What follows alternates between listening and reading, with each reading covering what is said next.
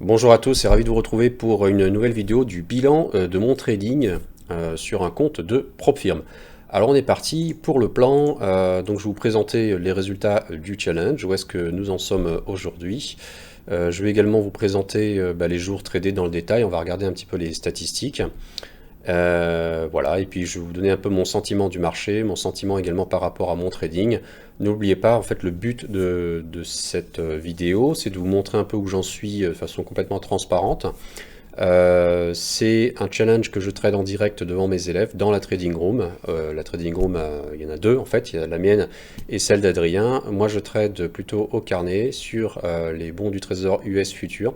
Adrien trade plutôt les indices US, le SP500, et avec ses propres spécificités. Alors voilà, je vous ai pris le compte, donc cette semaine, on va mettre par exemple hier, je vous mets tout ça, voilà, cette semaine, hop, voilà, donc là, tous les résultats de cette semaine, donc ça fait 108 trades dans la semaine pour une moyenne de tenue de position de 2 minutes 55. Vous avez donc les frais, etc. Donc total PNL 160 dollars, ce qui est pas beaucoup. C'est pas beaucoup. J'ai eu hier des difficultés, je suis remonté sur la pente, j'ai terminé à 40 dollars. On va regarder après dans le détail. Aujourd'hui aussi, journée difficile, j'ai remonté ma perte sur un trade où j'ai pris un bon stop loss où j'étais chargé. Donc je suis remonté. Par contre, lundi, c'est une journée en fait où je devais pas forcément trader. J'ai tradé en fait les US et ça s'est pas très bien passé. J'ai pris deux stop loss, donc ça a réduit forcément les gains de la semaine. Pourquoi j'ai fait ça? Parce que les États-Unis n'étant pas fériés, je me suis dit qu'il y avait probablement des choses à faire intéressantes et j'ai pas forcément tradé normalement, bien tradé. Du coup, ça a un petit peu amputé les gains pour la semaine, mais c'est pas grave. Donc on va regarder maintenant les statistiques. Voilà, je vous présente les statistiques détaillées depuis le début du challenge. Je note toutes les statistiques jour après jour, ça vous montre un peu l'évolution. Donc on a démarré lundi la perte, moins 89 dollars, 123, 82, 43, 2. Donc ça fait, voilà, ça fait un petit PNL, on est parti de là lundi, hop, on est un tout petit peu monté. Donc, comme le proverbe le dit, hein, n'ayez pas peur d'être lent, craignez seulement d'être à l'arrêt. Donc nous, on avance, on est sur le plus haut de l'equity, hein, je le rappelle. Et je rappelle que même si, effectivement, j'ai jamais validé un challenge en fait aussi longtemps. J'ai combien de lignes là? Donc en somme, ok, je vais voir juste en nombre de valeurs, 32 jours. Imaginez 32 jours en fait. En général, je valide mes challenges en 20-30 jours. Et là, en fait, j'ai même pas atteint la moitié en 32 jours.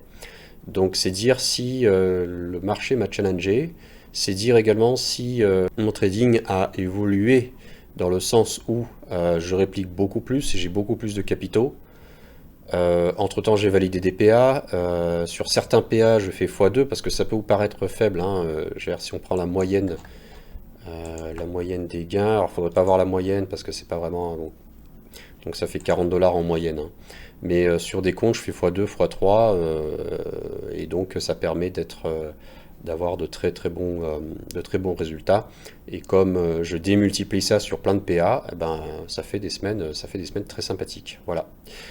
Après, je vous expliquerai un jour ma façon de procéder. En fait, je réplique pas tout de façon linéaire. Il y a certains comptes où je vais prendre plus de risques et certains comptes où où j'ai moins de risques. Voilà. Alors on me pose très souvent la question, mais Guillaume, tu prends très peu de risques, tu as 5% de drawdown, et finalement, je les utilise pas, quoi, hein. Je les utilise pas. Qu'est-ce qui m'empêche finalement de ne pas faire x2, même pas de 20%, 30%, 40% de plus en termes de taille de position, mais x2, x3?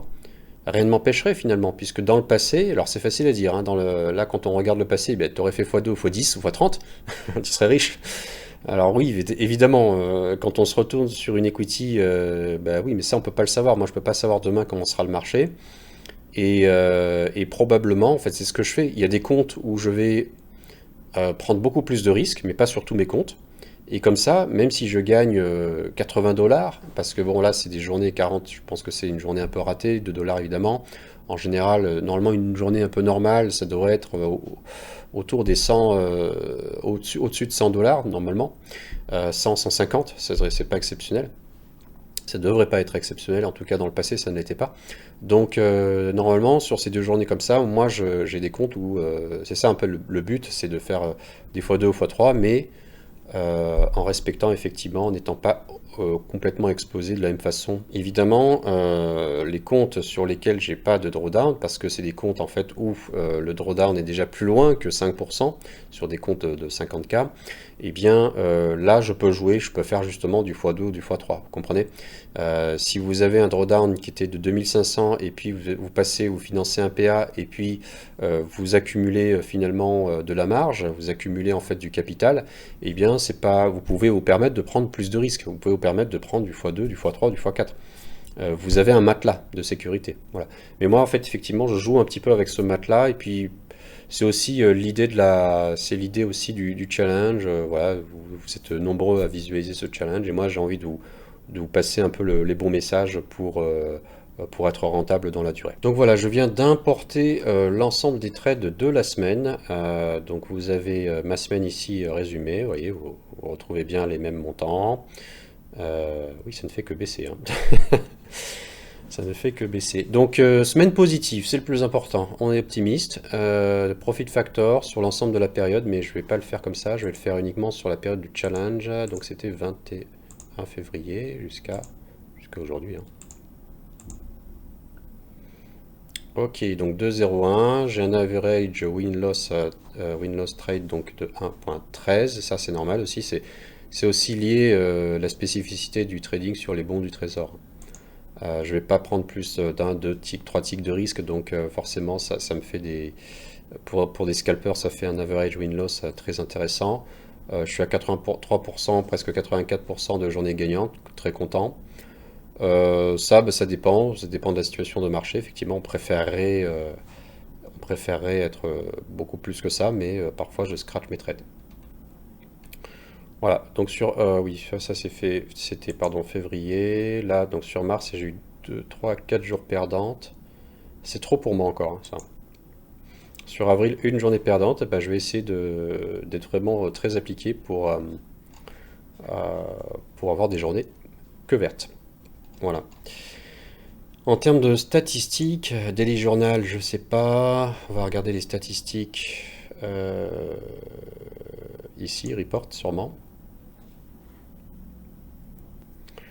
Voilà, qu'est-ce qu'on peut regarder? Winning days, losing days. Alors ça, c'est sur toute la période du 21 février, donc le meilleur mois, le pire mois. Le pire mois, le plus bas, hein. C'est ce mois-ci, il n'est pas encore terminé. Vous voyez, donc ça fait un trade gagnant est à 18 $, un trade perdant à 16. Ce qui aurait été intéressant, c'est la moyenne de mes journées gagnantes et la moyenne des journées perdantes. Parce que, ok, largest profited day, ok, mais ça c'est pas une... Ah oui, voilà, c'est ici. Ok, bah vous voyez, en fait, c'est ça. Quand j'ai une journée gagnante, je gagne autour de 70. Donc la moyenne, c'est 40 $. Mais ça me dit rien, ça. C'est quand je gagne, en général, je gagne en fait à environ 70 $, ce qui est relativement modeste. Je reste pour l'instant comme je suis. Et la moyenne des journées perdantes, ça c'est très bien. Vous voyez, ça dépasse pas 90 $. C'est petit trading, petit gain, petit risque, petite peur. Et comme ça, on monte notre equity petit à petit également. Voilà pour les statistiques. Je ne sais pas si des choses que vous voulez voir, après vous me direz. L'application s'appelle TradeZilla, c'est un journal de trading et ça permet de faire des statistiques après très intéressantes sur la durée des trades. Donc là c'est l'heure des trades, la durée des trades en moyenne, les prix, les volumes, etc., etc. Donc les jours tradés, je les ai tous tradés. Je vous rappelle qu'effectivement les jours fériés, c'est pas terrible, le trading, vous l'avez vu, effectivement, même si lundi c'était pas un jour férié aux US, j'ai tradé la session US. Malgré tout, ça reste très compliqué quand vous avez l'Europe ou les États-Unis qui sont fériés. La Chine, pas totalement, il n'y a pas forcément de gros impacts. Cette semaine, on avait la Chine qui était fériée à Hong Kong hier, mais il n'y a pas eu d'impact. Sentiment du marché. Alors, le marché, cette semaine, est-ce qu'il a été compliqué à trader? Non. J'ai pas été, à part lundi, j'ai pas été en grande difficulté. Aujourd'hui, j'ai eu un trade, on va dire, qui a glissé. J'appelle ça un trade glissant. C'est un trade où, finalement, qui va vraiment vers le stop loss, donc il faut le stopper.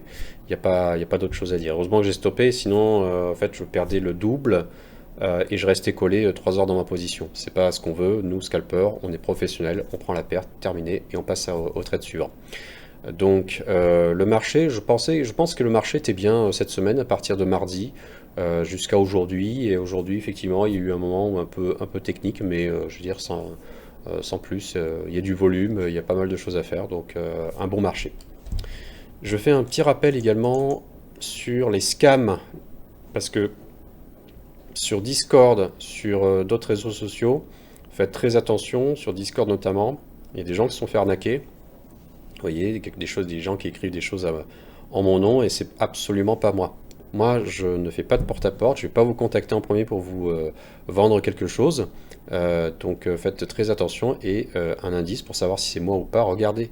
Dans Discord, vous avez le nom affiché et quand vous cliquez sur le profil de la personne, vous avez un nom technique, GU3L, etc. Donc ça c'est pas moi. Ok, donc il faut absolument éviter de se faire avoir. Et si ça continue, je fermerai Discord pour d'autres solutions qui permettent de modérer ces types de comportements. Parce que finalement, Discord ne réagit pas. Je crois que c'est chinois. Il réagit pas quoi. On leur écrit. Pour autant, ils vont pas vérifier qui est le vrai, qui est le faux. Donc, assez à vous de faire attention pour pas vous faire arnaquer. Et moi, mon rôle, c'est de faire le mieux que je peux, c'est vous prévenir. Donc, régulièrement, je renverrai des messages dans mon Discord et régulièrement, vous me verrez euh, poser des petites alertes ici, faire des petits rappels sur YouTube. En termes de news, toujours la même chose, la Trading Room, ce que je fais en fait, les résultats que vous voyez, c'est des choses que vous pouvez reproduire, vous pouvez faire même mieux que moi. J'ai montré les résultats de Hugo cette semaine, qui sont d'excellents résultats en fait, hein. Au final, sur un mois de trading, pour un grand débutant, je pense que c'est des résultats qui sont magnifiques, quoi. Donc c'est des résultats que vous pouvez également avoir.